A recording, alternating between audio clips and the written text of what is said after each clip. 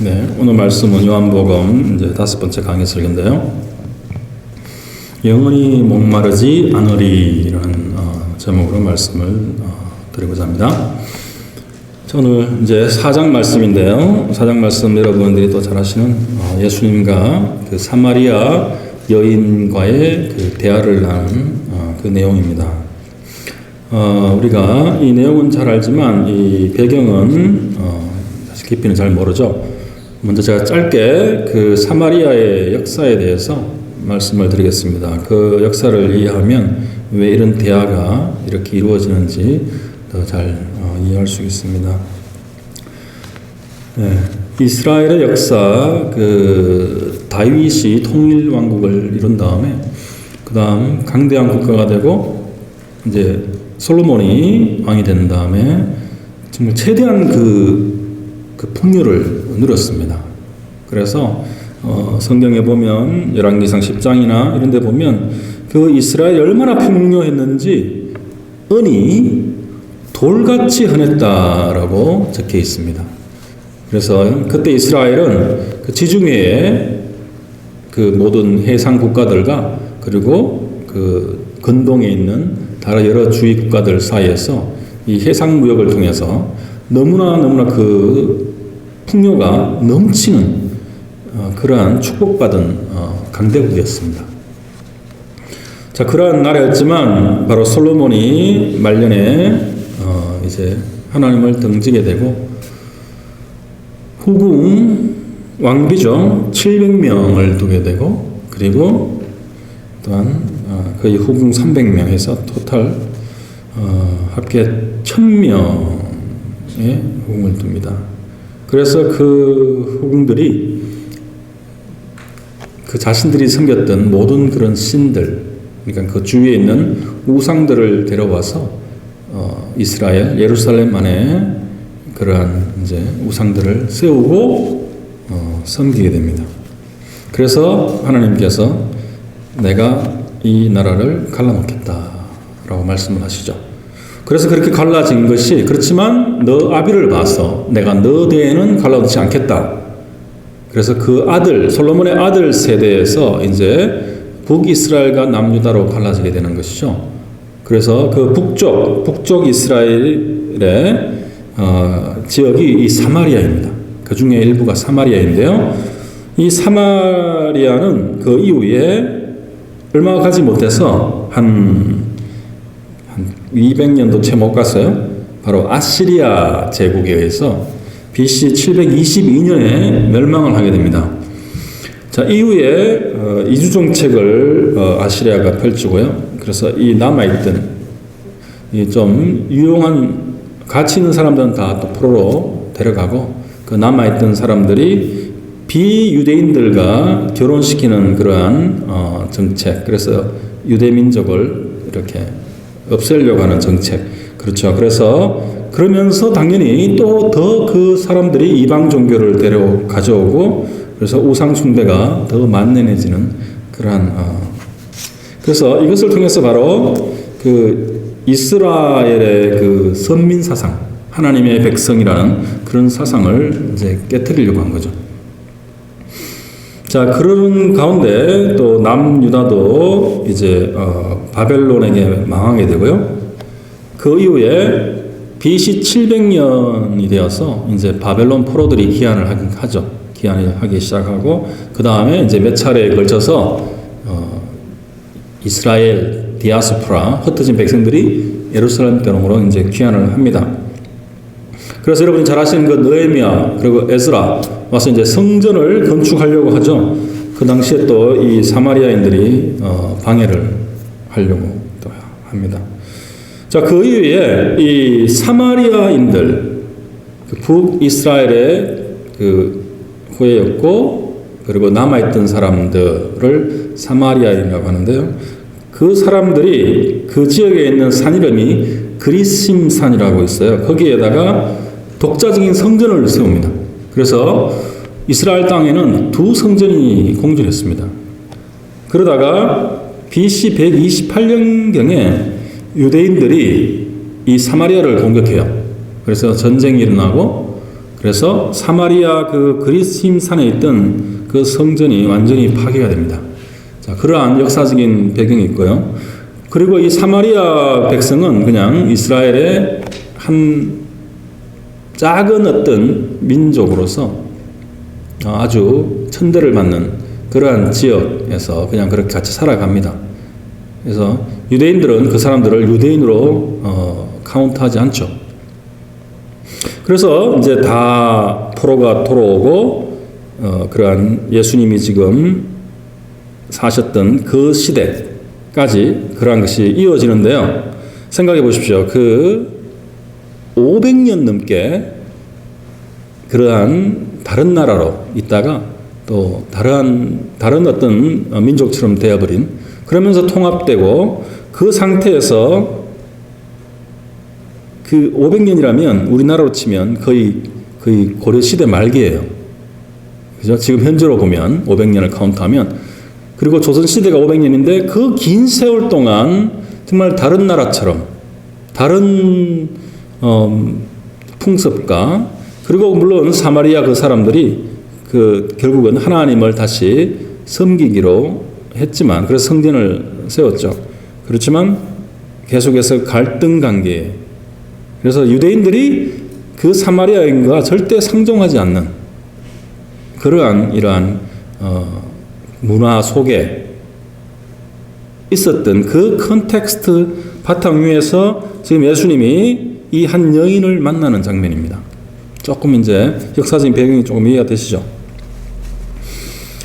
그래서 예수님께서 이제 그 야곱의 우물이라는 것이 있던 그 사마리아 땅, 거기에 이제 일부러 그쪽으로 가시죠. 유다에서 갈릴리로 가는 길에 사마리아 땅을 일부러 지나가십니다. 그래서 6시라고 하는데요. 6시면 12시 정오입니다. 제일 더운 시간 한낮에 이제 물을 길러 온 그 한 여인을 만나기 위해서 예수님이 사마리아 땅으로 가죠.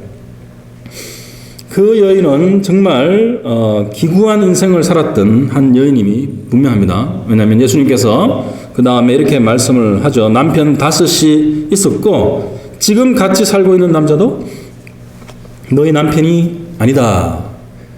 6 남자랑 같이 살았었고 지금은 결혼한 상태도 아니고 그냥 그렇게 살아가는 참 기구한 인생을 살았던 한 여인이었습니다.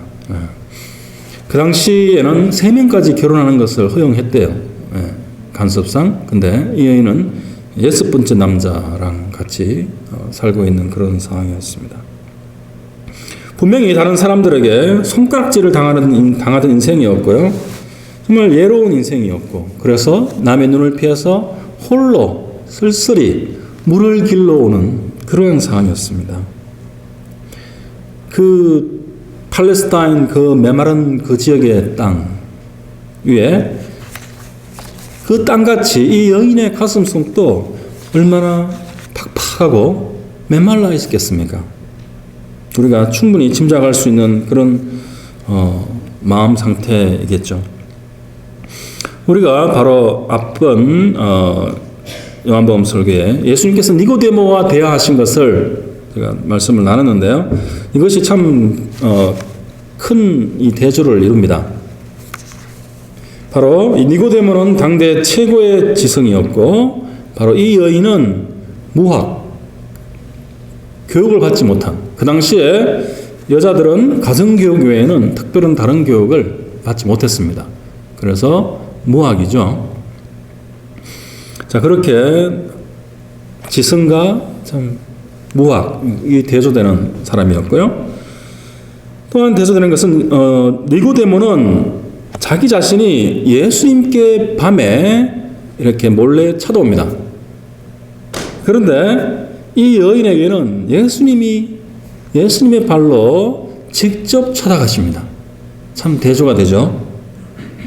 그리고 니고데모에게 예수님은 이성적으로 대하십니다. 그리고 때론 꾸짖기까지 해요. 어떻게 너는 이스라엘의 선생이 랍비가 그러한 것도 모르냐라고 얘기하시는데, 근데 이 사마리아 여인에게는 예수님께서 아주 친근하게 대하십니다. 이 말씀을, 본문을 우리가 읽어보면 그게 느껴져요. 친근하게 대하시고 이성적이라기보다는 감성적인 대화를 나누세요. 오히려 반대로 그 여인이 예수님을 꾸짖는 투로 말을 합니다. 그리고 비꼬는 투로 계속 말을 합니다. 상당히 반대가 되죠. 제가 신앙생활을 쭉 하면서 이렇게 여러 교회에서 많은 사람들과 대화를 나누다가 참 저도 이런 비슷한 경험을 했어요. 이 니고데모 같은 경우, 그다음에 이 사마리아 여인 같은 이런 경우를 조금 많이 다르겠지만 경험을 했는데, 어떤 사람 같은 경우에는 정말 니고데모 같이 신앙생활을 그렇게 오래 하고 또한 그렇게 고등교육을 받았는데 어떻게 이러한 영적인 것을 이해하지 못하십니까? 라고 말하고 싶었지만 그냥 속으로 이렇게 생각한 적이 참 많았어요. 그리고 또한 그 반대의 경우가 있었는데, 이 사마리아 여인처럼 일단 죄에 대해서 또 그러한 부도덕한 삶에 대해서 그것을 이렇게 부드럽게 지적할 때 오히려 그 사람들이 어떻게 그렇게 자신한테 말할 수 있느냐 라고 말하는 경우가 참 많이 있었어요. 그러면서 이제 항상 나도 나름 정말 잘 살아보려고 발버둥 치는데, 속으로 그렇게 말하는 것 같아요. 참 똑 사마리아인의 반응 같죠. 예수님 말씀하셨을 때. 참 그분들하고 이렇게 대화를 나누면 참 그분들의 인생이 참 팍팍하다는, 사마리아인처럼 그런 느낌을 많이 받았습니다. 자, 니고데모에게 예수님은 거듭나야 한다라고 말씀을 하셨죠. 그리고 위로부터 나야 된다라고 말씀을 했습니다. 그렇지만 사마리아 여인에게는 내가 너에게 생수를 줄 수 있다 라고 제안을 하시는 거예요. 그리고 바로 너가 이 인생 동안 찾고 찾았던 가장 인생의 모든 것 중에 가장 베스트, 가장 좋은 것이 바로 내 안에 있다 라고 예수님께서 제안을 하시는 겁니다. 니고데모에게는 예수님께서 유대교 종교가 너를 구원할 것으로 착각하지 말고 하늘로부터 새로 나지 않으면 그 천국을 보지도 못할 것이고 들어가지도 못할 것이다 라는 경고의 말씀조로 말씀을 하셨고요. 사마리아 여인에게는 내가 너의 그 인생의 고통을 아나니 내가 주는 이 생수를 받아 마셔서 정말 더 이상 이 메마른 세상에서 고통받지 말고 바로 진정한 자유와 기쁨을 누려라 라는 그런 마음으로 지금 말씀을 하고 계신 것입니다. 바로 그 사마리아 그 여인이 이 메마른 세상에서 추구해 왔던 것 무엇입니까? 바로 육신의 욕구를 따르고 그러다 보니까 죄와 타락에 빠지게 되고 또 그렇게 되다 보니까 그 주위 사람들 모든 사람들이 그 정말 비난의 그 눈초리, 그래서 그 눈을 피해서 다니게 되고요. 그리고 그 자신이 어떻겠습니까? 정말 나는 이러한 여인이다, 이러한 인생이다,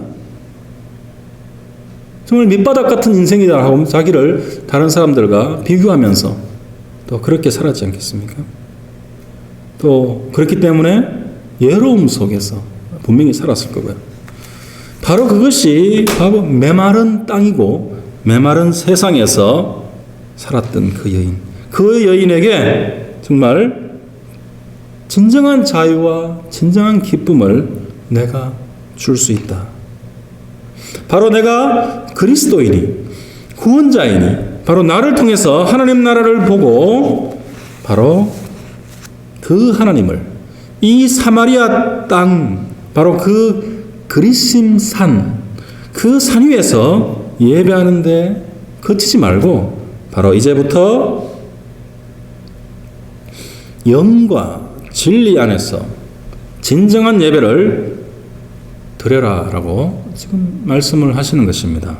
오늘 제가 읽었던 그 본문 말씀이요. 그렇다면 여러분은 어떠세요? 여러분은 이 니고데모에 가깝습니까? 아니면 이 사마리아 여인에 가깝습니까? 아니면 이 두 사람의 한 중간쯤에 있습니까? 종교적 열심을 이렇게 어느 정도 갖고 있고 또 이 사마리아인처럼 어떤 세상적인 삶에 또 미련을 갖고 있고 그렇습니까? 만약 여러분이 지금도 니고데모처럼 살고 있다면 여러분들은 예수님을 찾아가셔야 돼요.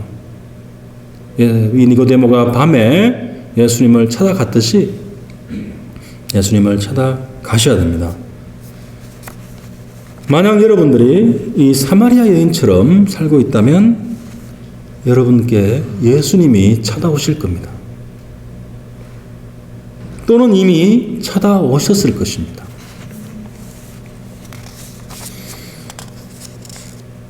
자, 지금부터 제가 오늘 본문 말씀의 핵심 단어인 생수 그리고 영과 진리라는 것에 대해서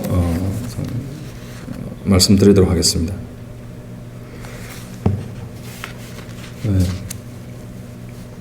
이 4장 10절을 보시면은 이렇게 되어 있죠. 예수께서 대답해 이르시되 내가 만일 하나님의 선물과 또 내게 물 좀 달라 하는 이가 누구인지를 알았더라면 내가 그에게 구하였을 것이요 그가 생수를 내게 주었으리라 라고 하는데 이제 이 여인이 이렇게 대답하죠. 물기를 두루박도 없고 그릇도 없고 이 우물은 정말 깊은데 당신이 어떻게 그 생수를 떠서 저한테 주겠단 말씀입니까? 그리고 야곱은 이 우물을 파서 우리에게 줬고 물려줬고 모든 그 자기의 자손들 그리고 짐승이 다 마시는데 당신이 그 우리 위대한 조상 야곱보다도 더 큰 자입니까? 라고 이제 따지는 거예요. 사실은 비꼬는 거죠. 어떤 유대인 이 히브리 남자가 와서 그런 말을 하니까 좀 약간 우습다 이렇게 이제 그런 투로 비꼬면서 말하는 거죠. 근데 예수님께서는 그 여인에게 다음에 13절에 이렇게 말씀하십니다. 이 물을 마시는 자마다 다시 목마르려니와 그리고 14절에 내가 주는 물을 마시는 자는 영원히 목마르지 아니하리니 내가 주는 물은 그 속에서 영생하도록 솟아나는 샘물이 되리라 라고 말씀을 하십니다. 바로 내가 주는 물 라고 이제 말씀하시죠. 11절에 바로 그 물을 생수다 라고 하시죠. 10절에 예수님께서 그 제안한 생수 영어로는 living water입니다. living water 살아있는 물 생수. 자, 이것은 이 물은 무엇을 가리키는 것입니까? 분명히 예수님께서 우리가 일상적으로 마시는 그 물을 말씀하시는 게 아니다는 것은 누구나 쉽게 짐작할 수 있죠. 또는 이것이 뭐 특별한 생수이기 때문에 뭐 안반수나 또는 우리가 슈퍼에 가면 파는 그런 천연 생수를 말하는 것이 아니다는 것도 우리가 분명히 잘 알 수 있을 것입니다. 그렇다면 이 예수님께서 말씀하시는 이 물, 이 생수는 무엇을 가리키는 것입니까? 자, 미리 말씀드리지만 이 성경에서 예수님께서 말씀하시는 이 물은 이 생수는 바로 성령을 가리킵니다. 그래서 예수님께서 이 성령을 가리키는 이 물을 마시는 자들은 다시는 갈증을 다시 갖게 되는 것을 못하게 하십니다. 좀 다르게 말하면 이 물을 마시는 자는 다시 목말라 하는 것을 금지시키십니다.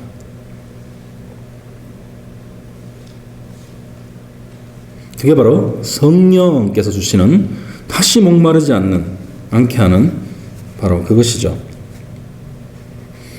그래서 어떻게 하십니까? 이전에 우리가 느꼈던 그 모든 갈증들을 더 이상 느끼지 못하도록, 그래서 우리들 속에 성령을 부어주시고 또 채워주시고 또한 충만케 해주십니다. 이 세 가지, 이 세 단계를 영어로 하면 어떻게 됩니까? pour, 성령을 물같이 부어주신다라는 말인데 pour out, 그죠? pour 하신다. 그 다음에 채워주신다. fill, 성령을 또 채워주시고 그 다음에 충만하게 하신다. 뭡니까? full, pour 해서 filling up, 그래서 full하게 이런 세 단계 많이 이렇게 성경에서 말하고 있죠. 바로 빈 이 항아리나 이곳에 물을 붓는 것과 똑같은 표현으로 성령을 부어주시는 것, 성령으로 충만케 하시는 것을 많이 얘기를 합니다.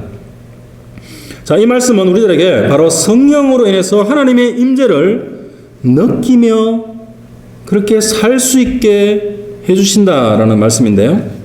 또한 그것은 바로 우리가 갖고 있는 고통이 없어진다는 말씀이 아닙니다.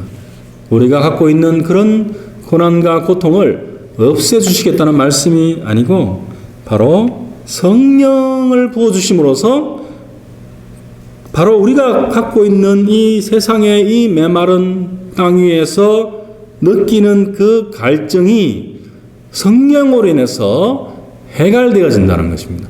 해소되어지고 바로 모든 문제를 다른 시각으로 우리가 보게 되고 다른 눈을 갖게 된다는 거죠.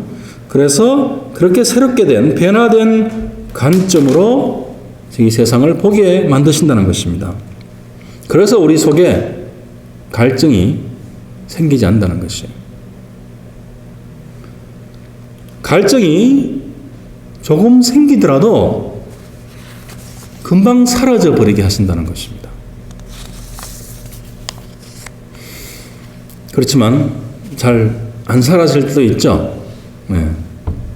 어떻습니까? 우리가 그 갈증이 잘 안 사라지고 우리가 메마를 때 그럼 어떻게 다시 돌아가서 그 생수가 아닌 생수의 반대가 되는, 그럼 무엇입니까? 영적으로 죽은 물이죠. 세상이 우리의 목을 죽여줄 수 있는 그 죽은 물을 다시 찾아서 마실 수는 없지 않습니까? 그렇다면 방법은 하나밖에 없는 것이죠. 우리가 생수를 더 마셔야 되는 것입니다. 우리가 갈증이 있고 내 가슴이 메마르다면 바로 성령이 주시는 그 생수를 더 마셔야 되는 것입니다. 그 방법밖에 없습니다. 생수가 성령을 가리킨다라는 그 말씀을 제가 성경으로 몇 군데 찾아서 말씀을 드리겠는데요. 첫 번째는 바로 뒤에 요한복음 7장에 37절 39절에 이렇게 되어 있습니다. 예수님께서 명절 끝날 곧 큰 날에 예수께서 서서 외쳐 이르시되 누구든지 목마르거든 내게로 와서 마시라. 나를 믿는 자는 성경의 이름과 같이 그 배에서 생수의 강이 흘러나오리라 하시니. 여기서 생수라는 말씀을 하시죠. 자, 그 다음에 구약에 우리가 살펴보면요. 이사야서 44장 3절에 보시면은 이렇게 되어 있어요. 나는 목마른 자에게 물을 주며 마른 땅에 시내가 흐르게 하며. 네. 실제적으로 그렇게 하시기도 하지만 이것은 그런 영적인 물을 가리키는 것입니다. 영적인 시내가 흐르게 하는 것. 하며 그 다음에 어떻게 되어 있습니까? 나의 영을 내 자손에게, 나의 복을 내 후손에게 부어주리니. 여기서 부어준다는 말씀. 나의 영이라는 것이 나오죠. 바로 성령을 가리키는 것입니다. 그 다음 이사야 55장 1절 3절 말씀. 오라 너희 모든 목마른 자들아 물로 나오라. 돈 없는 자도 오라. 너희는 와서 사 먹되 돈 없이 값 없이 와서 포도주와 젖을 사라. 너희는 귀를 기울이고 내게로 나와 들으라. 그리하면 너희의 영혼이 살리라. 예, 바로 이 생수, 이 물, 바로 이것이 영적인 것이죠.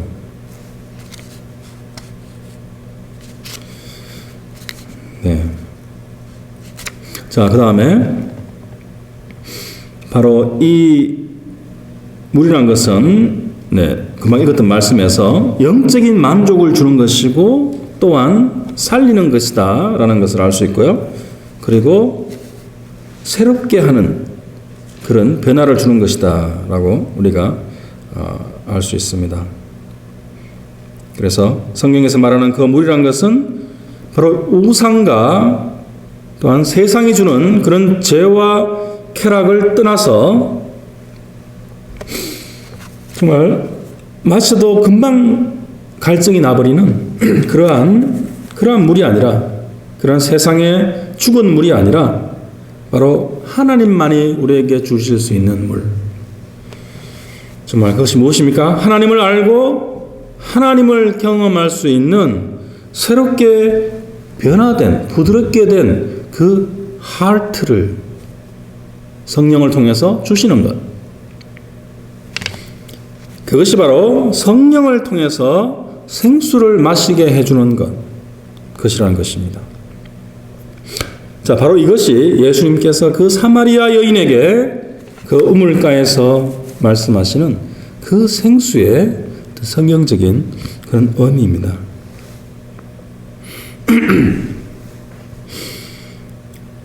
자, 그렇다면 제가 이쯤에서 조금 중요한 한 가지 말씀을 드리겠는데요. 제가 요한복음 이 강해 설교를 준비하면서 예전에 많이 읽었던 말씀이지만 새롭게 깨달은 것이 있어요. 바로 니고데모에게 정말 물과 성령으로 거듭나야 된다. 위로부터 거듭나서 영이 살아야 된다.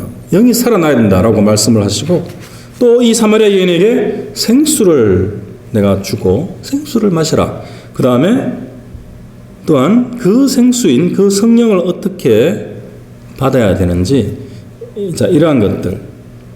자, 그렇다면 우리가 어떻게 그렇게 할 수 있습니까? 그렇게 어떻게 성령을 받을 수 있습니까? 그런 생수를 마시고 또한 마시는 삶을 살 수 있습니까? 그죠? 요한복음 6장 말씀을 좀 보겠는데요. 6장 62절, 63절 말씀을 보겠습니다. 그러면 너희는 인자가 이전에 있던 곳으로 올라가는 것을 본다면 어떻게 하겠느냐? 유대인들과 많은 그 논쟁을 예수님께서 하시죠. 바로 이 말씀의 그 앞에 보시면 배경이 예수님께서 이제 내 살을 먹고 내 피를 마시지 아니하면 너희 속에 생명이 없느니라. 그 말씀을 하실 때 바로 제자들이 이 말씀이 너무 어렵다. 누가 들을 수 있겠느냐? 라고 이제 수근수근 되었습니다. 그죠? 그래서 예수님께서 이 말씀을 하시는 것이에요. 제자들에게만 나중에. 자, 너희들이 내가 만약에 하늘로 올라가는 것을 본다면 그때는 너희가 어떻게 하겠느냐? 그때는 내가 하는 말을 너희들이 그대로 순수히 믿겠느냐? 그런 말씀이죠. 자, 그러고 또 하시는 말씀이 63절에 살리는 것은 영이니 육은 무익하니라. 내가 너희에게 이런 말은 영이요 생명이라 라는 말씀하셨어요. 이 말씀이 무슨 말씀입니까? 살리는 것은 영이다. 예, 죄송합니다. 살리는 것은 영이다 라는 말씀. 우리가 영원히 살게 하는 것은 우리의 영이 살아날 때, 영이 우리를 영원히 살게 한다는 것이죠. 그래서 육은 무익하다라는 말씀을 하시는 것이에요. 그러시면서 내가 너희에게 이런 말, 내가 너희에게 한 말이 영이다 라고 얘기하시는 것이죠. 그리고 또한 생명이다. 예수님께서 하시는 말씀이 영이다 라고 얘기하시는 것이에요. 이것에 대해서 좀 고민해 보신 적 있나요? 예수님께서 이런 말이라는 것은 헬라어로 레마라고 합니다. 레마. 말씀은 우리가 잘 알다시피 로고스라고 하죠. 예. 주로 로고스라면 이 진리의 말씀을 로고스라 하고요. 그리고 레마라는 말은 하는 말, 하시는 말씀. 예. 하신 말씀을 가리킬 때 레마라고 합니다. 그렇지만 이 로고스와 레마는 신약 성경에 많이 같이 이렇게 뚜렷이 구별되지 않고 함께 사용되는 경우가 참 많이 있어요. 예, 그래서 너무 그것을 분명히 구별해서 레마만이 우리를 변화시킨다라고까지 주장하시는 분들이 있는데 너무 그렇게 극단적으로 말씀을 할 수는 없는 것 같아요. 그렇지만 그 두 말의 의미를 잘 새겨보는 것이 우리에게 많은 영적인 도움이 될 수 있기 때문에 제가 조금 말씀을 드리겠는데요. 그 로고스의 말씀이 육신이 되어서 이 땅에 오셨지 않습니까? 바로 로고스가 사르크스가 되어서 육이 되어서 이 땅에 오셨고, 그리고 오셔서 제자들에게 그 말하신 그 말씀이 바로 그 레마가 되는 것이죠. 그 레마가 바로 그 제자들에게 깨달음을 주고 또 그것 제자들을 변화시켰듯이 바로 우리에게도 바로 이 성경 말씀을, 예수님의 그 말씀을 읽을 때 바로 성령 안에서 예수님께서 우리에게 직접 하시는 그 레마의 말씀이 되어서 바로 우리의 가슴에 와닿게 된다. 우리로 하여금 깨닫게 한다. 또한 우리로 하여금 말씀으로 인해서 깨어지게 한다. 라고 할 수도 있다는 말씀입니다. 그래서 예수님께서 하신 말씀처럼 바로 나의 말이 바로 영이다. 라고 하시는 거예요. 바로 나의 말이 생명을 주는 영이다. 라고 말씀을 하시는 것입니다. 자, 그래서 이거 다시 보면 로고스 안에 그 레마가 있고요. 또한 그 레마를 통하여 바로 성령이 일하셔서 바로 우리의 그 영에게 생명을 주는 것. 그래서 영적인 생명을 주는 영이다. 예수님의 그 말씀, 그 말, 레마가 바로 우리에게 영적인 생명을 주시는 영이다라고 예수님께서 말씀하시는 것이에요. 이 말씀이 어떻게 좀 어렵습니까? 바로 우리들을 영적으로 살리고 또 살아있게 하는 것, 그것이 바로 예수님의 말씀이다라는 것입니다. 자, 그렇다면 신약의 다른 사도들이 쓴 서신서나 그러면 구약의 성경 말씀은 예수님의 말씀이 아닙니까? 어떻습니까? 자, 기후로 말씀을 드리는데요. 모든 말씀은 바로 성령의 감동으로 쓰여졌기 때문에 바로 사도들의 말씀, 바로 성령의 말씀, 바로 예수님의 말씀이고요. 그리고 구약의 말씀도 바로 삼위일체 그 하나님께서 말씀하신 것. 네. 그래서 그 모든 말씀 속에서 우리가 예수 그리스도를 발견하게 되는 것. 그것이 바로 예수님의 그 말씀을 듣는 것. 예수님의 그 레마를 듣는 것이 되는 것입니다. 바로 성경 말씀을 통해서 우리가 예수 그리스도로부터 말씀을 들어야 된다는 것입니다. 네. 그 말씀이 바로 우리의 영을 살아나게 한다는 것이에요. 그래서 오늘 이 한 가지는 꼭 마음에 간직하시기를 바라요.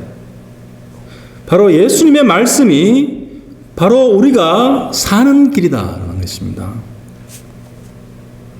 바로 예수님의 말씀을 우리가 먹고 마셔야지만 우리가 이 세상에 그 죽어 있는 물들, 세상의 유혹에 빠져서 결국 우리의 영혼이 죽게 되는 것을 피할 수 있다는 것입니다.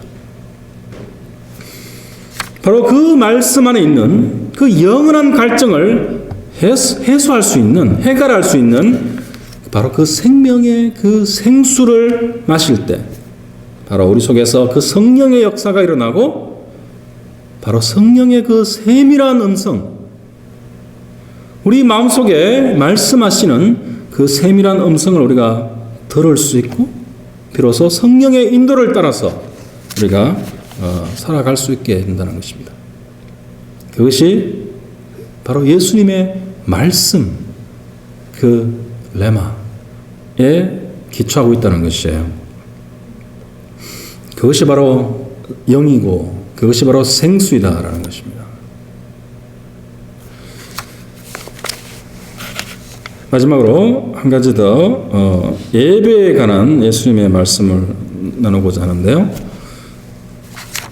바로 그 예수님께서 남편을 데려오라 그러면서 이제 그런 남편이 다섯이고 또 지금 살고 있는 남자는 네 남편이 아니다 이런 말을 했을 때 바로 이 여인이 그러고 보니까 당신이 선지자 같습니다 라고 하면서 바로 예배에 대한 질문을 던지죠. 그러면서 우리들은 이 산에서, 이 거리심 산에서 오랫동안 예배를 드려왔는데 유대인들은 바로 예루살렘에서 그 성전에서 예배를 드려야 된다라고 주장하는데 그렇다면 어떻게 생각하십니까? 그 예배에 대해서 이렇게 질문을 한 것입니다. 그랬을 때 요한복음 4장 20장 24절인데요. 네. 근데 예수님께서 21절을 보시면은 예수께서 이르시되 여자여 내 말을 믿으라. 이 산에서도 말고 예루살렘에서도 말고 너희가 아버지께 예배할 때가 이르리라. 너희는 알지 못하는 것을 예배하고 우리는 아는 것을 예배하노니 이는 구원이 유대인에게서 남이라. 이 구원은 바로 예수님을 가리키는 거죠. 네. 그 유대인에게서 나는. 그리고 23절에 이렇게 말씀하십니다. 아버지께 참되게 예배하는 자들은 영과 진리로 예배할 때가 오라니 곧 이때라. 아버지께서는 자기에게 이렇게 예배하는 자들을 찾으시느니라. 하나님은 영이시니 예배하는 자가 영과 진리로 예배할지니라. 네. 자, 예수님께서 그 긴 세월 동안 아까도 말씀드렸듯이 조선시대 500년 같은 그 긴 세월 동안 다르게 예배 드려왔던 그 엄청난 전통과 그 간섭 위에서 이 여인이 이 선지자 같은 예수님께 예배에 대해서 이렇게 질문을 하는 것입니다. 근데 예수님께서는 그걸 다 또한 무시하시고 이렇게 말씀을 하시는 거예요. 장소를 떠나서 너희가 하나님 아버지께 예배할 그 때가 이를 것이다. 그 때가 올 것이다. 그러면서 23절에 보시면은 아버지께 참되게 예배하는 자들은 영과 진리로 예배할 때가 온다. 영과 진리로 예배할 때가 온다. 그리고 곧 이때라. 이렇게 말씀하시죠. 그러면서 뭡니까?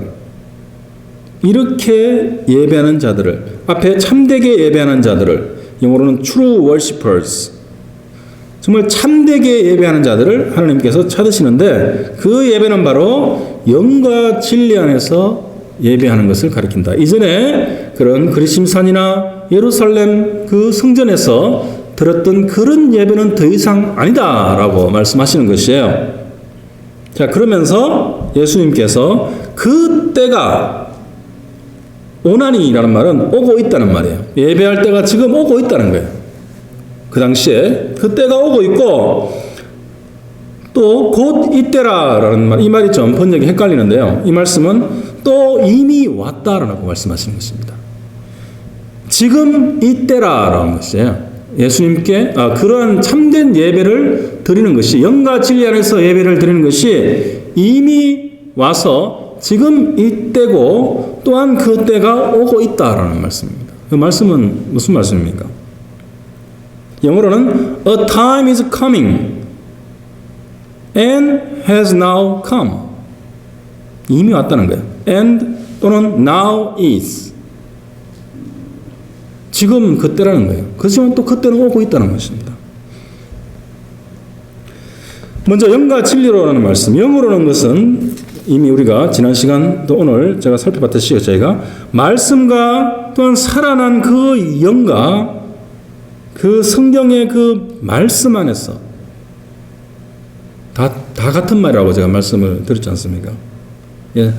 예수님의 말씀과 또한 그 살아난 그 영과 더 성령 안에서, 바로 성령이라는 말씀. 자, 그러한 것들에서 우리가 드리는 예배를 영으로 드리는 예배다라고 하는 것이고요. 그리고 진리로 드리는 그 말씀은 바로 진리 안에서 우리가 진정한 예배자들, 진리 안에서 예배 드리는 진정한 예배자가 되는 것, 바로 이 진리를 가리키는 것이죠. 이 영적인 진리.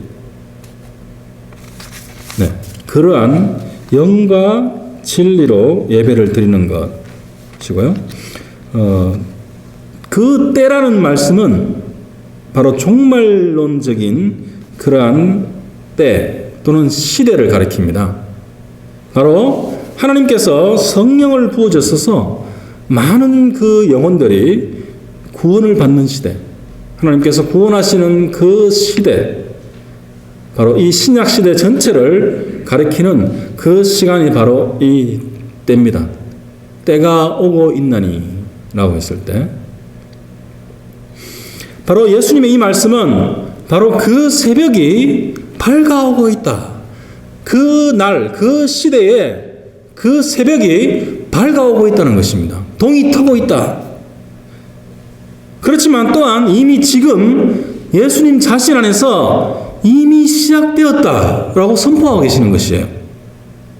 그 말씀은 바로 어떤 말씀입니까? 예수님 자신이 성전을 헐고 내가 3일 만에 다시 세우시겠다라고 말씀하지 않습니까? 그렇게 세우실 참된 성전이 바로 예수님 자신이라는 말씀이에요. 바로 그 성전을 통해서 예수님의 그 몸, 그 성전을 통해서 성령이 넘치게 부어질 것이다 라고 예언하고 있지 않습니까? 무한히 부어지게 하실 것이기 때문에 예수님께서 죽으시고 그 몸으로 죽음을 이기시고 부활하셔서 하늘에 오르신 다음에 성령을 예수님께서 성부에게 받으셔서 무한히 부어주신다.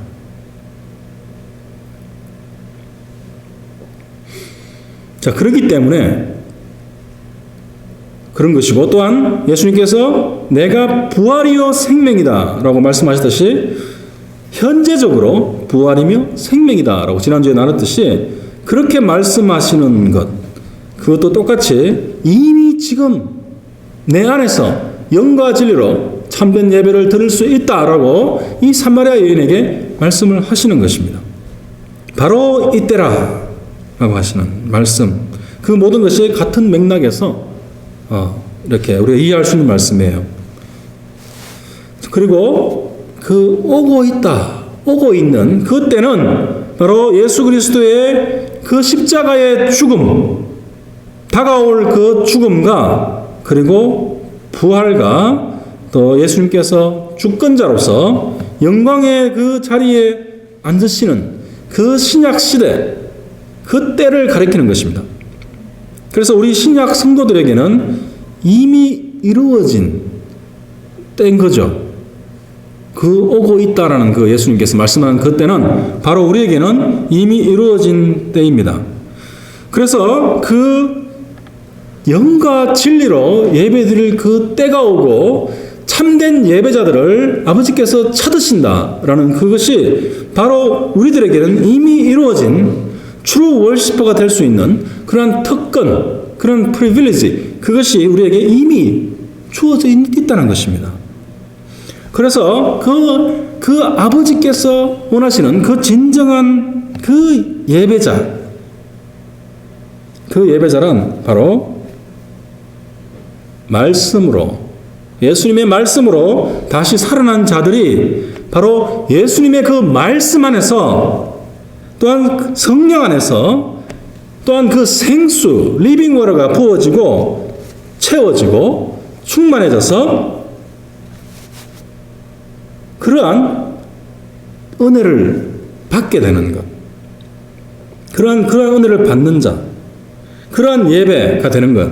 그래서 그 기쁨 안에서 그 하나님 아버지의 그 영광을, 바로 그 그리스도의 죽음과 부활과 예수님의 그 영광의 그 보좌에 앉아 계신 것을 우리가 신약 성도들이 바로 찬미하고 찬양하는 것, 그것이 바로 진정한 예배자가 되는 것. 성부 하나님 아버지가 찾으시는 진정한 참된 예배자가 되는 것이 바로 그것이다 라고 지금 말씀하고 있는 것입니다. 바로 그것이 예배입니다. 우리가 매주 드리는 그 예배, 교회에서 드리는 이 예배, 이것이 그렇게 값진 것이에요.